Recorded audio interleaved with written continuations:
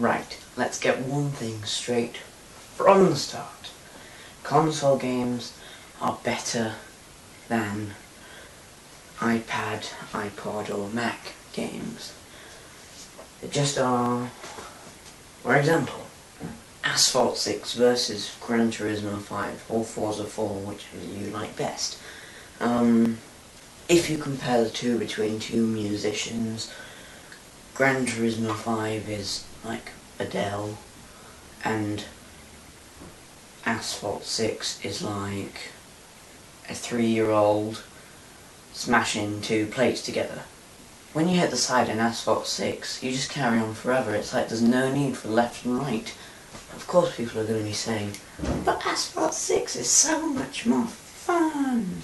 It might be for those who want to drive into everything and say, look, I'm so epic. But for people who want the real experience of a car on a racetrack, then Gran Turismo is at least 10 times better in every aspect. FIFA 12 versus FIFA 12. Now you might be thinking it's the same game, but you'd be completely wrong.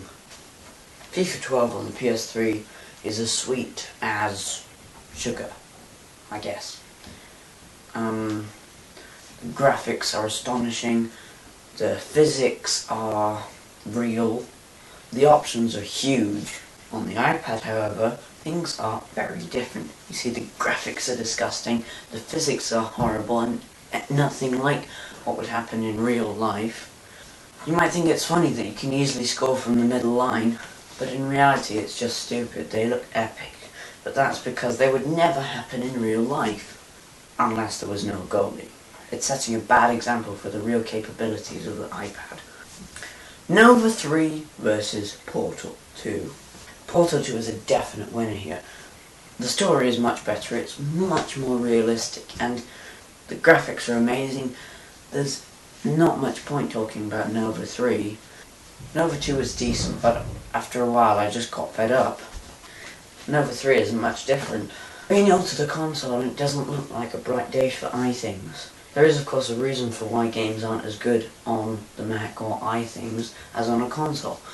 It's because they're a lot cheaper than the equivalent game on the console. They are cheaper to make and easier to make. It's still very difficult, but it's much, much easier than what developers have to do to get console-level gaming. iPad and Mac games are also generally a lot easier to play than the console equivalent. That's because there's lots less in the game to worry about. Like on the PS3, in FIFA 12 you have to worry about substituting players because they run out of energy and they get very tired. Also, you have to worry about on-game tactics, like if you should be more attacking or more defensive. On the iPad that doesn't happen, which is generally why I like console games more.